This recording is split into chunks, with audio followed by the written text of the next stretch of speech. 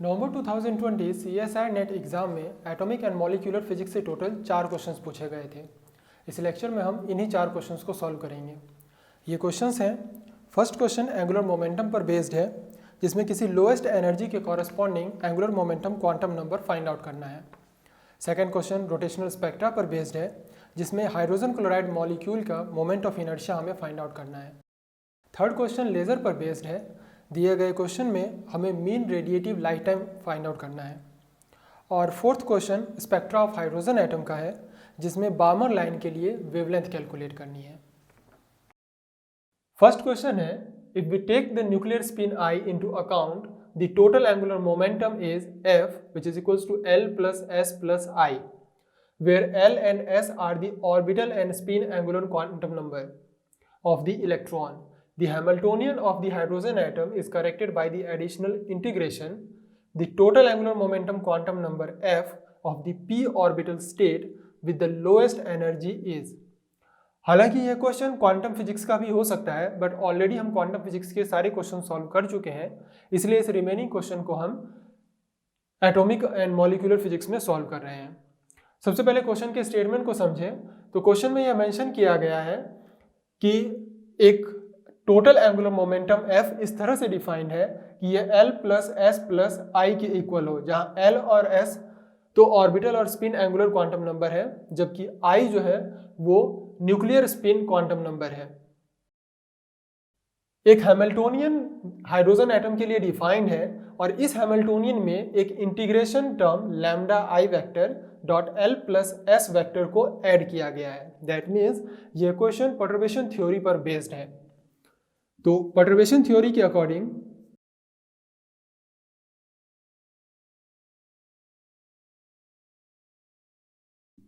To perturbation theory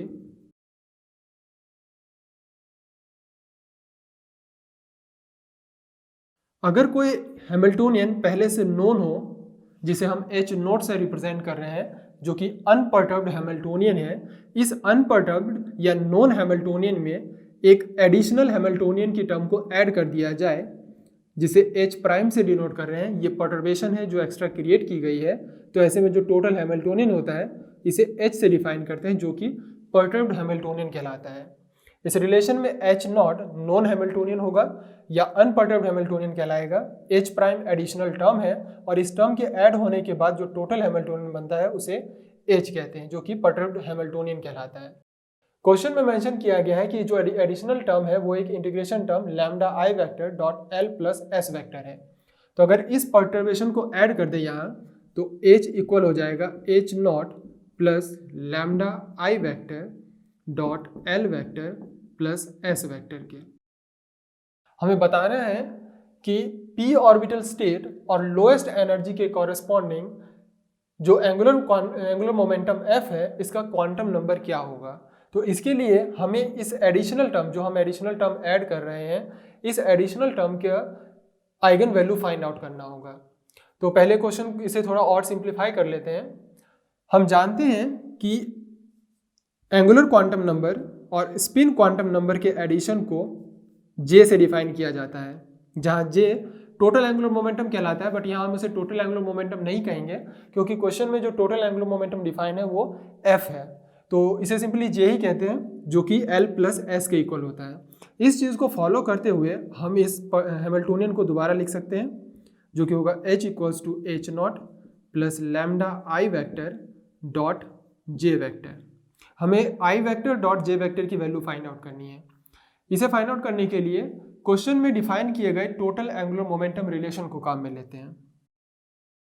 तो चूंकि F vector equals to L vector plus S vector plus I vector है, और L vector plus S vector J vector होता है, तो F vector equal होगा J vector plus I vector के।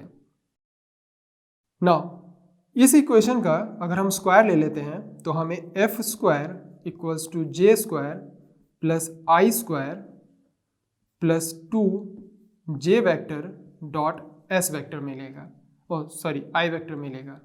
और इसी J vector dot I vector की वैल्यू हमें यहाँ पुट करनी है, तो इसे रीअरेंज कर लेते हैं। J vector dot I vector equals to 1/2 F square minus J square minus I square.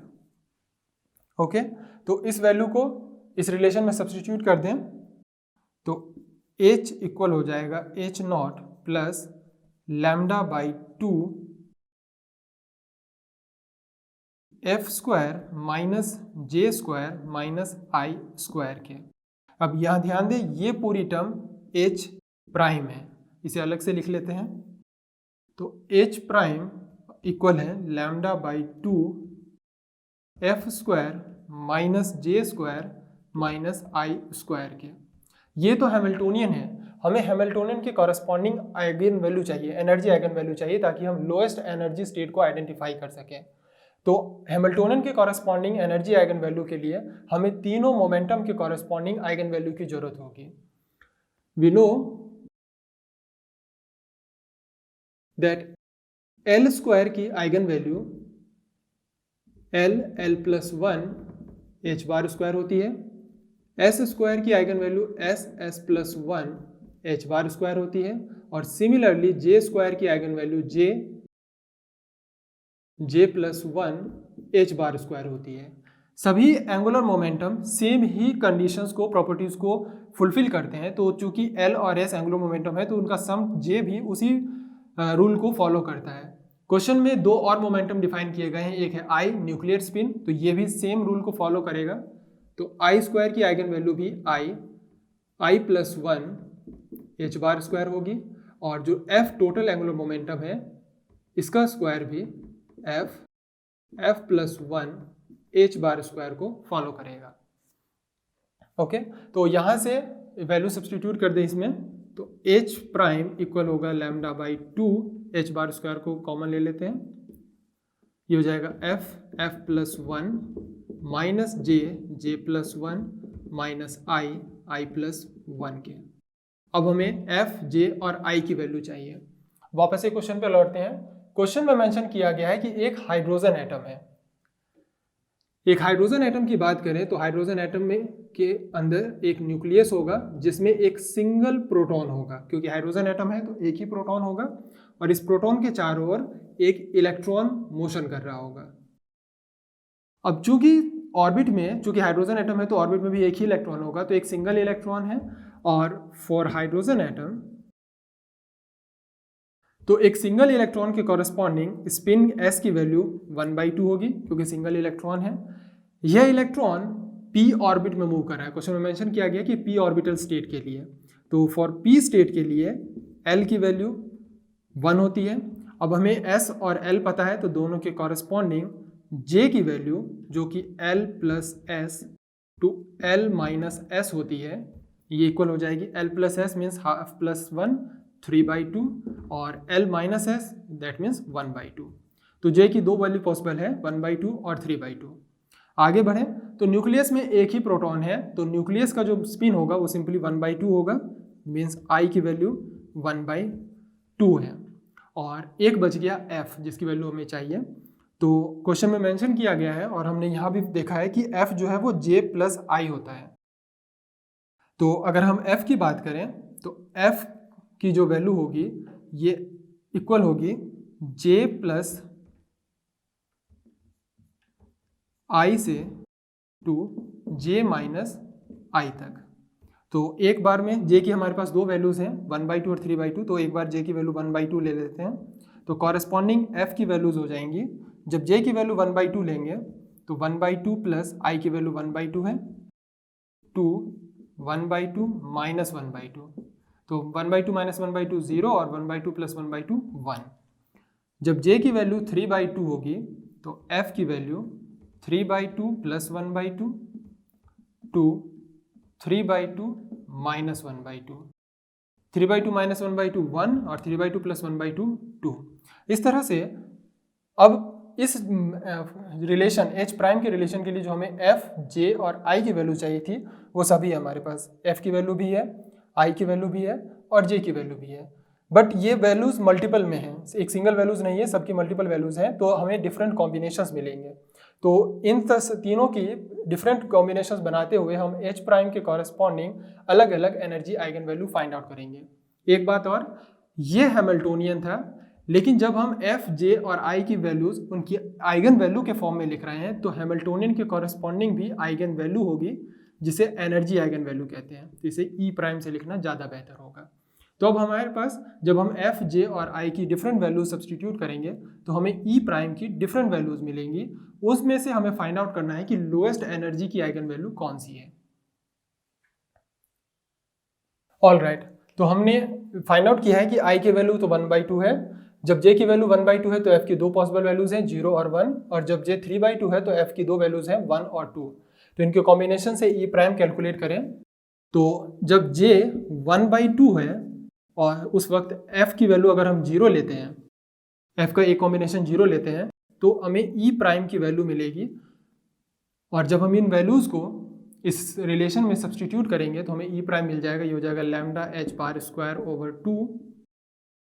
F की वैल्यू 0 है, माइनस J की value 1/2, so 1/2 dot 3/2, minus I की वैल्यू 1/2 है, सो 1/2 डॉट 3/2। इसे सॉल्व कर लेंगे। सॉल्व करने पर E प्राइम की वैल्यू आपको मिलेगी -3/4 lambda H bar square. Next, जब J की वैल्यू 1/2 ही हो लेकिन F की वैल्यू हम 0 की jagah 1 लें, तो ऐसे में E प्राइम इक्वल हो जाएगा lambda H bar square by 2, 1.2 minus 1/2 dot 3/2 minus 1/2 dot 3/2। इसे सॉल्व करेंगे तो E प्राइम की वैल्यू आपको मिलेगी 1/4 lambda H bar square. Next, जब J 3/2 हो तो इस केस में F की वैल्यू पहले 1 ले लेते हैं, तो E प्राइम इक्वल हो जाएगा lambda H bar square by 2। F की वैल्यू जब 1 है तो 1.2 माइनस J की वैल्यू 3/2 है, 3/2 डॉट 5/2 माइनस 1/2 डॉट 3/2। इसे सॉल्व करेंगे तो हमें वैल्यू मिलेगी -5/4 लैम्डा H बार स्क्वायर। और लास्ट है व्हेन J इक्वल्स टू 3/2 लेकिन F की हम दूसरी वैल्यू लें 2, तो E प्राइम इक्वल हो जाएगा lambda H bar square by 2 dot 3 minus 3/2 5/2 minus 1/2 3/2 and this is equals to 3/4 lambda H bar square. तो ये चार एनर्जी आइगन वैल्यूज पॉसिबल हो सकती हैं। हमें क्वेश्चन में पूछा गया कि लोएस्ट एनर्जी के corresponding angular quantum number F क्या होगा। तो लोएस्ट एनर्जी, चूंकि ये एनर्जी नेगेटिव आई है और ये एनर्जी भी नेगेटिव आई है, तो यही दोनों लोएस्ट होंगे, ये दोनों पॉजिटिव है। और इन दोनों में भी कंपैरिजन करें तो -5/4 -3/2 के कंपैरिजन में ज़्यादा नेगेटिव है। सो लोएस्ट जो एनर्जी होगी वो ये होगी और इसके कॉरेस्पॉन्डिंग F की वैल्यू 1 है, इसलिए ऑप्शन 2 करेक्ट है। सेकेंड क्वेश्चन है, the absorption line arising from pure rotational effect of hydrogen chloride are observed at these lines. The moment of inertia of the hydrogen chloride molecule is। यह question pure rotational spectra पर based है। एक pure rotational spectra के लिए energy eigen value for rotational spectra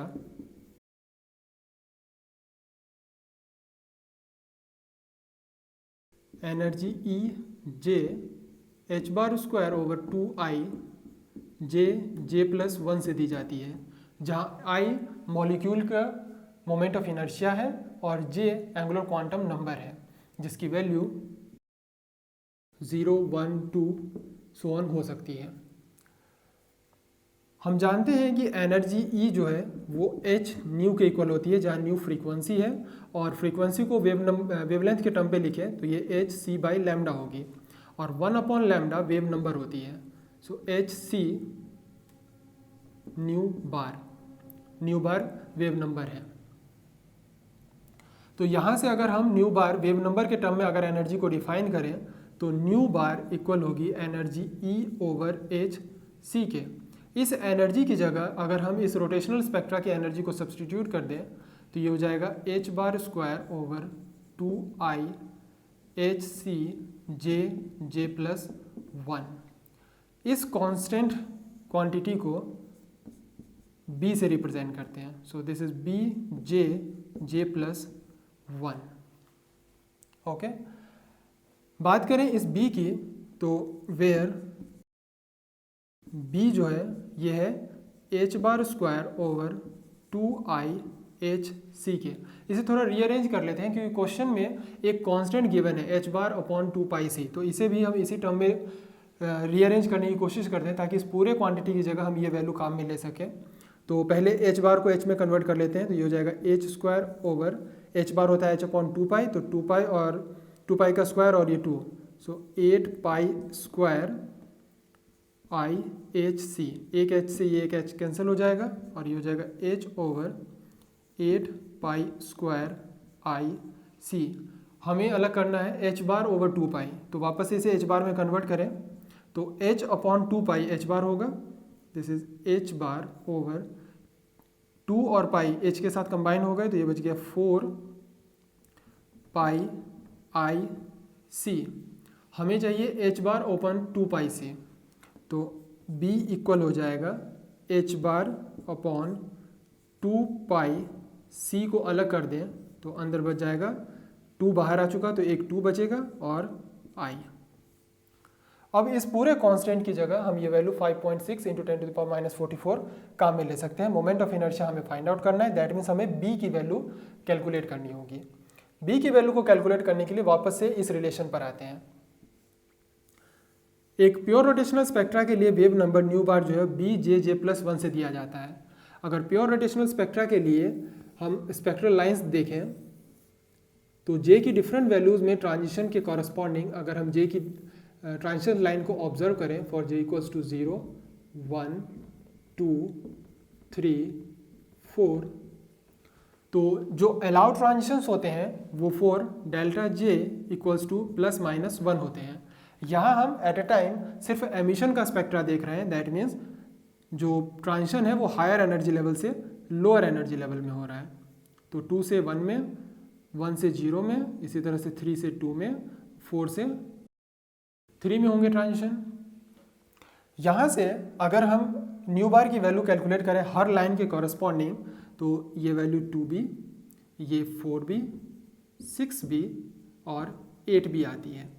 अगर इन lines को हम new बार के ग्राफ पर ड्रॉ करते हैं तो ये लाइन 2b की, उसके बाद 4b, 6b और 8b, इस तरह से हमें लाइंस मिलेंगी।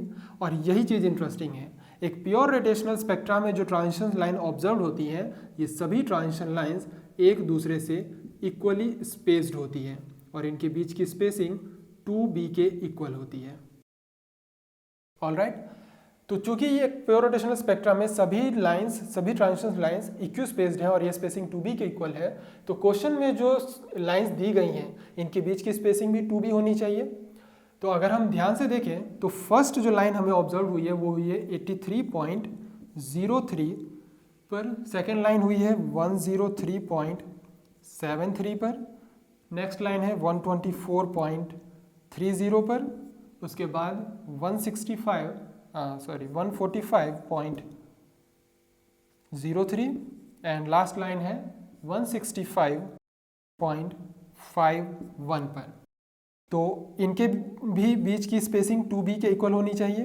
किसी भी दो कंटिन्यूस लाइन के बीच की स्पेसिंग थ्योरेटिकली अगर चलें तब तो ये स्पेसिंग 2b ही होनी चाहिए, लेकिन अगर हम कैलकुलेट करें इन दोनों के बीच की स्पेसिंग तो फर्स्ट दो लाइन के बीच की स्पेसिंग है 20.7, सेकेंड दो लाइन के बीच की स्पेसिंग है 20.57, नेक्स्ट दो लाइन के बीच की स्पेसिंग 20.73 और लास्ट दो लाइन के बीच की स्पेसिंग 20.48। नाउ थियोरेटिकली तो सभी के बीच की स्पेसिंग सेम होनी चाहिए 2b, लेकिन प्रैक्टिकली जब एक्सपेरिमेंट किया गया और ऑब्जर्वेशन लिए गए तो ये वैल्यू सेम नहीं आई है। तो अगर हम थियोरेटिकली चले तो ये वैल्यू सेम होनी चाहिए, तो सेम करने के लिए हम इनका एवरेज ले लेते हैं। सो एवरेज ऑफ 2b, तो इन चारों का एवरेज ले लें तो एवरेज लेने पर ये 20.62 और यूनिट जो गिवन है वो सेंटीमीटर इनवर्स है। पहले इसे मीटर इनवर्स में कन्वर्ट कर लें तो 2b इक्वल होगा 262 मीटर इनवर्स। नाउ 2b जो है वो 262 मीटर इनवर्स के इक्वल है।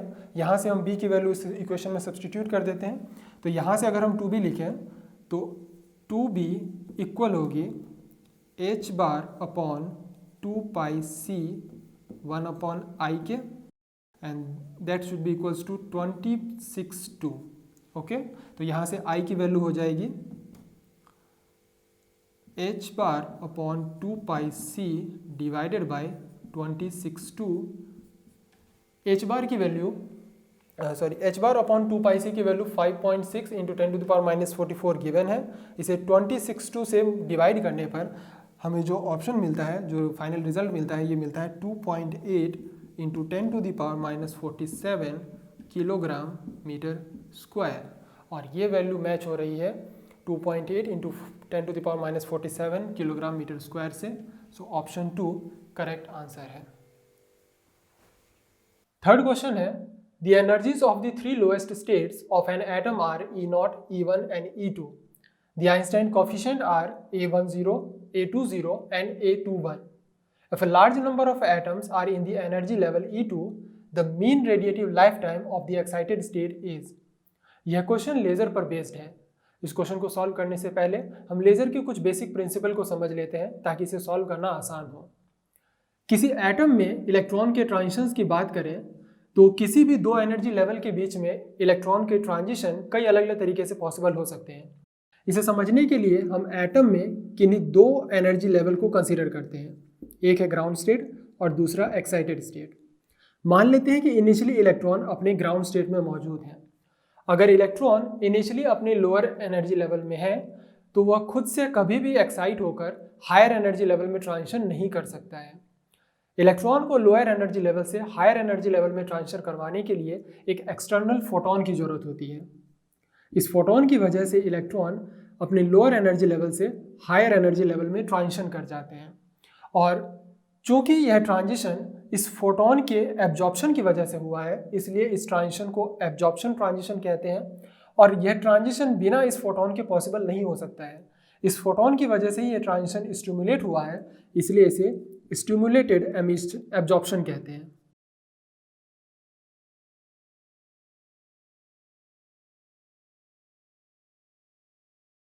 तो इलेक्ट्रॉन को लोअर एनर्जी लेवल से हायर एनर्जी लेवल में ट्रांजिशन करवाने के लिए सिर्फ एक ही तरीका पॉसिबल है कि एक एक्सटर्नल फोटोन की वजह से इलेक्ट्रॉन लोअर एनर्जी लेवल से हायर एनर्जी लेवल में ट्रांजिट कर जाए। एक बार हायर एनर्जी लेवल में जाने के बाद इलेक्ट्रॉन वापस से अपने लोअर एनर्जी लेवल में लौट सकते हैं, लेकिन इसके दो अलग अलग तरीके पॉसिबल हैं। अगर electron already higher energy level में है तो इलेक्ट्रॉन खुद से उतने ही अमाउंट के फोटोन को रिलीज कर वापस से अपने लोअर एनर्जी लेवल में लौट सकता है। इस ट्रांजिशन के लिए किसी एक्सटर्नल फोटोन की जरूरत नहीं है। यह ट्रांजिशन स्पॉन्टेनियसली खुद से होता है, इसलिए इसे स्पॉन्टेनियस ट्रांजिशन कहते हैं। और इस ट्रांजिशन में फोटोन एमिट हो रहे हैं, इसलिए इस ट्रांजिशन को स्पॉन्टेनियस एमिशन कहते हैं। एमिशन ट्रांजिशन एक और तरीके से पॉसिबल हो सकता है। इलेक्ट्रॉन खुद से अगर फोटोन को एमिट नहीं करता है तो एक एक्सटर्नल फोटोन की वजह से भी इलेक्ट्रॉन फोटोन को एमिट कर सकता है और अपने लोअर एनर्जी लेवल में लौट आ सकता है। चूंकि यह ट्रांजिशन एक एक्सटर्नल फोटोन के प्रेजेंस में हुआ है, इसलिए इस ट्रांजिशन को स्टिमुलेटेड एमिशन कहते हैं। तो इस तरह से किन्हीं दो एनर्जी लेवल के बीच में इलेक्ट्रॉन के तीन ट्रांजिशन पॉसिबल है। एब्जॉर्प्शन की बात करें तो electron spontaneously higher energy level में नहीं जा सकता, विदाउट एक्सटर्नल फोटोन के ये ट्रांजिशन पॉसिबल नहीं हो सकते हैं। लेकिन वही एमिशन की बात करें तो इलेक्ट्रॉन लोअर एनर्जी लेवल में स्पॉन्टेनियसली भी लौट सकता है और किसी एक्सटर्नल फोटोन की वजह से भी लौट सकते हैं। आइंस्टाइन ने इन तीनों ही ट्रांजिशन की प्रोबेबिलिटी को डिफाइन करने के लिए तीन कोफिशिएंट डिफाइन किए, जिन्हें आइंस्टाइन कोफिशिएंट्स कहते हैं। उनके अकॉर्डिंग अगर कोई ट्रांजिशन स्पॉन्टेनियस है तो स्पॉन्टेनियस ट्रांजिशन की प्रोबेबिलिटी को डिफाइन करने के लिए जो कोफिशिएंट काम में लेते हैं उसे ए से डिफाइन किया जाता है। लेकिन अगर ट्रांजिशन स्टिमुलेटेड हो तो इनके लिए आइंस्टाइन कोफिशिएंट बी डिफाइन किया जाता है। अब लौटते हैं क्वेश्चन पे। क्वेश्चन में तीन एनर्जी लेवल डिफाइन किए गए हैं। ये है E0, E1 और E2। क्वेश्चन में यह भी मेंशन किया गया है कि लार्ज नंबर ऑफ एटम्स जो है वो एनर्जी लेवल E2 में है, ऑलरेडी इस एनर्जी लेवल में है। और साथ में क्वेश्चन में जो भी आइंस्टाइन कोफिशिएंट डिफाइन किए गए हैं वो A से डिफाइन किए गए हैं। दैट मीन्स यहाँ पर स्पॉन्टेनियस एमिशन की बात हो रही है। एमिशन ट्रांजिशन है, that means electrons higher energy level से लोअर एनर्जी लेवल में लौटेंगे विदाउट एनी एक्सटर्नल फोटोन। बिना किसी एक्सटर्नल फोटोन के प्रेजेंस के इलेक्ट्रॉन हायर एनर्जी लेवल से लोअर एनर्जी लेवल में लौट सकते हैं। तो सेकेंड एनर्जी लेवल से लोअर एनर्जी लेवल में लौटने के कई अलग अलग पॉसिबल तरीके हैं। या तो इलेक्ट्रॉन डायरेक्ट ही सेकेंड एनर्जी लेवल से ग्राउंड स्टेट एनर्जी लेवल में लौट आए, सेकेंड से फर्स्ट में आए और फिर फर्स्ट से ग्राउंड में आए। तो ये तीन अलग अलग ट्रांजिशन पॉसिबल हो सकते हैं। बात करें फर्स्ट ट्रांजिशन की, जिसमें इलेक्ट्रॉन सेकेंड एनर्जी लेवल से ग्राउंड स्टेट एनर्जी लेवल में आया है, तो इसकी प्रोबेबिलिटी को A20 से डिफाइन करेंगे, जहां ट्रांजिशन सेकेंड से ग्राउंड स्टेट में हो रहा है। इसे A21 से ट्रांजिशन सेकेंड से फर्स्ट में हो रहा है, और ये A10 से। और इन्हीं तीनों ट्रांजिशन की प्रोबेबिलिटी क्वेश्चन में मेंशन की गई है। हमें बताना है कि एक्साइटेड स्टेट, ये जो सेकेंड एक्साइटेड स्टेट है, इस एक्साइटेड स्टेट का मीन रेडिएटिव लाइफ टाइम कितना है। तो mean radiative life time calculate करने से पहले हम रेडिएटिव लाइफ टाइम की बात करते हैं। इफ द ट्रांजिशन प्रोबेबिलिटी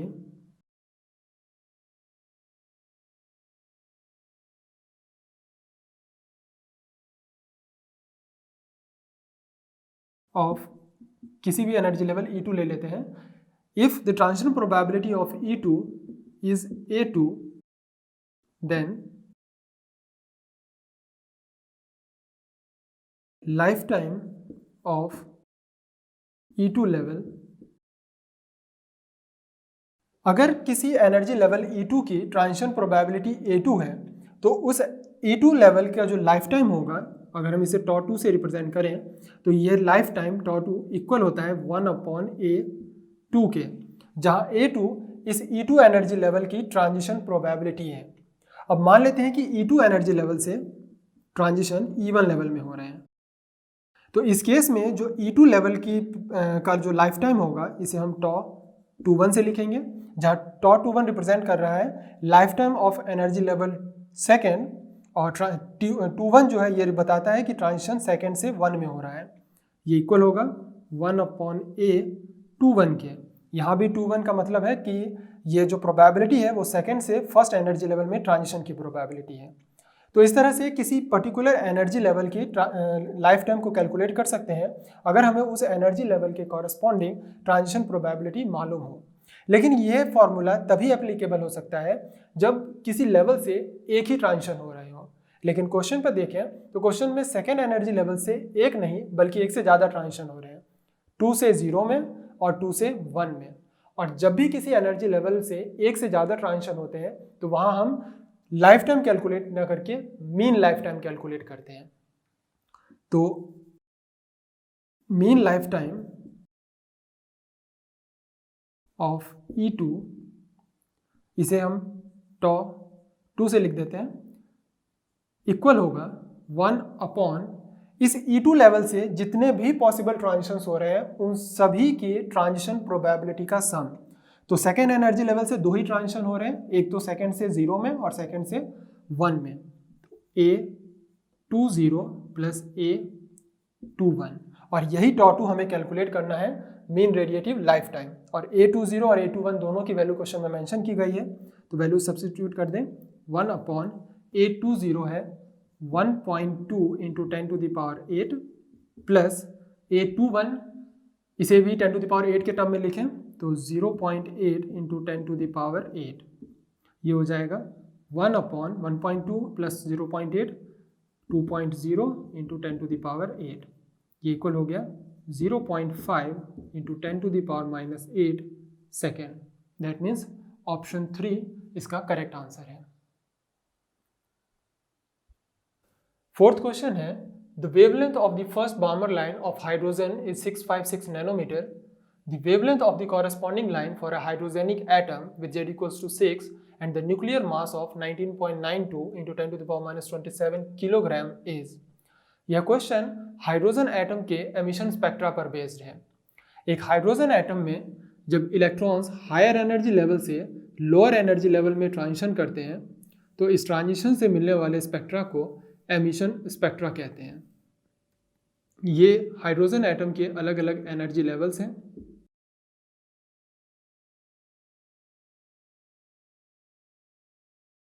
जब इलेक्ट्रॉन हायर एनर्जी लेवल से n=1 एनर्जी लेवल में ट्रांजिशन करता है तो ऐसे में जो हमें ट्रांजिशन लाइंस की सीरीज मिलती है, इस सीरीज को लाइमन सीरीज कहते हैं। लेकिन इलेक्ट्रॉन हायर एनर्जी लेवल से अगर सेकेंड एनर्जी लेवल में ट्रांजिशन करता है तो ऐसे में मिलने वाली ट्रांजिशन सीरीज को बाल्मर सीरीज कहते हैं। अगर इलेक्ट्रॉन हायर एनर्जी लेवल से थर्ड एनर्जी लेवल में ट्रांजिशन करता है तो ऐसे में मिलने वाली सीरीज को पास्टियन सीरीज कहते हैं। और यह सीक्वेंस इसी तरह से चलता रहता है। इन ट्रांजिशंस के कॉरस्पॉन्डिंग वेव नंबर कैलकुलेट करने के लिए रिडबर्ग-रिज फॉर्मूला दिया जाता है। So according to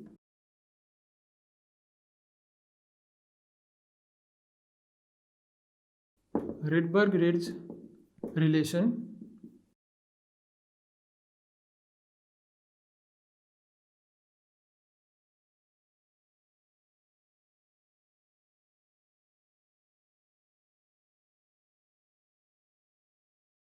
so according to Rydberg-Ridge relation किसी भी पर्टिकुलर ट्रांजिशन के corresponding wave number nu bar equal होता है r z square 1/nf² - 1/ni² के, where r is the Rydberg constant.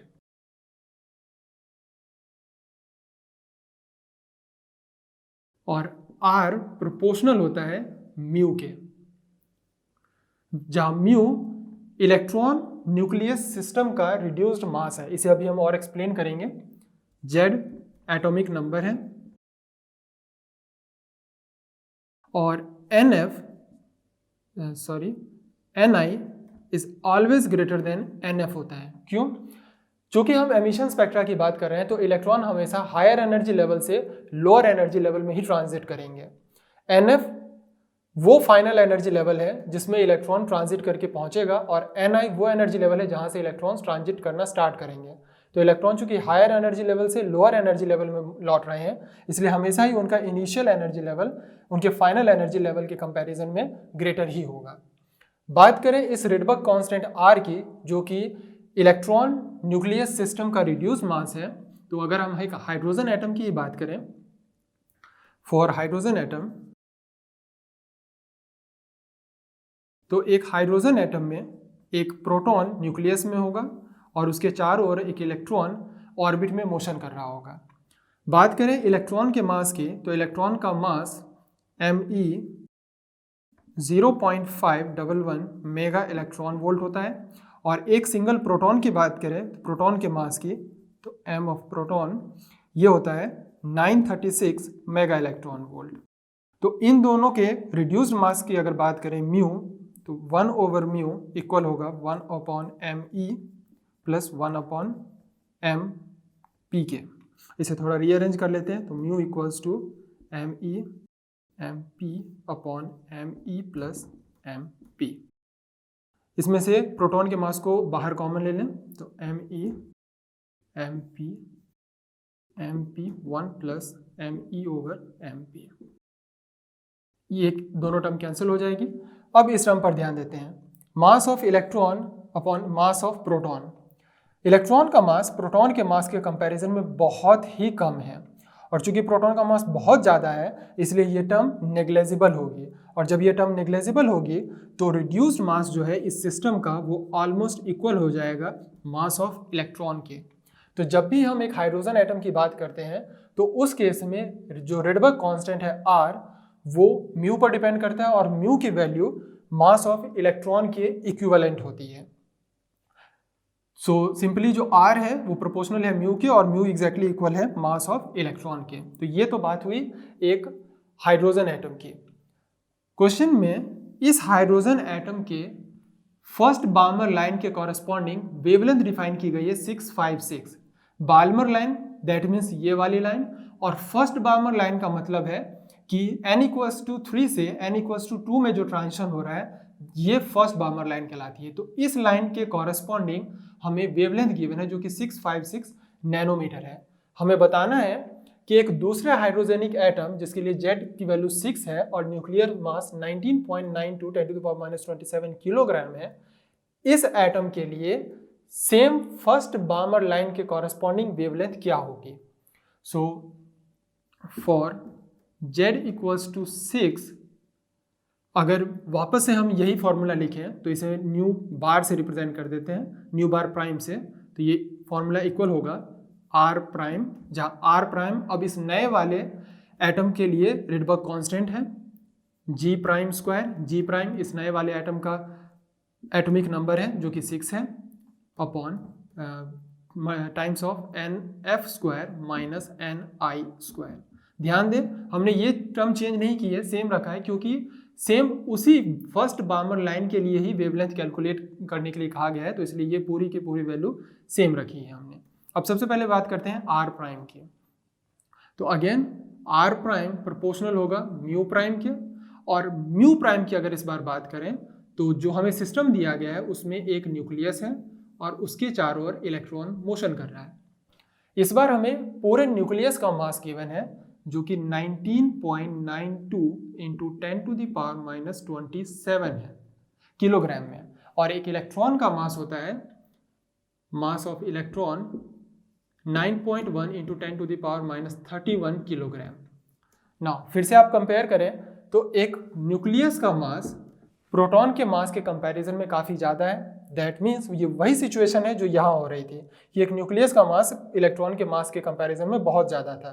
तो ऐसे में जो रिड्यूस्ड मास है वो लाइटेस्ट पार्टिकल के मास के इक्वल होता है। यहाँ भी वही हो रहा है कि न्यूक्लियस का मास इलेक्ट्रॉन के मास के कंपैरिजन में ज़्यादा है, तो इस रिड्यूस्ड मास का जो रिड्यूस्ड मास है ये भी ऑलमोस्ट इक्वल होगा इलेक्ट्रॉन के ही मास के।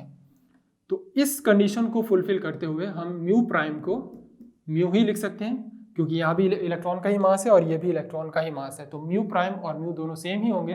दैट मीन्स R प्राइम जो है वो R के इक्वल ही होगा। तो अब हमारे पास न्यू बार प्राइम इक्वल होगा R Z bar square 1/NF square minus 1/NI square के। ये इक्वेशन 1 है, ये इक्वेशन 2 है। हमें वेवलेंथ चाहिए और वेवलेंथ 1/λ इक्वल होता है न्यू बार के।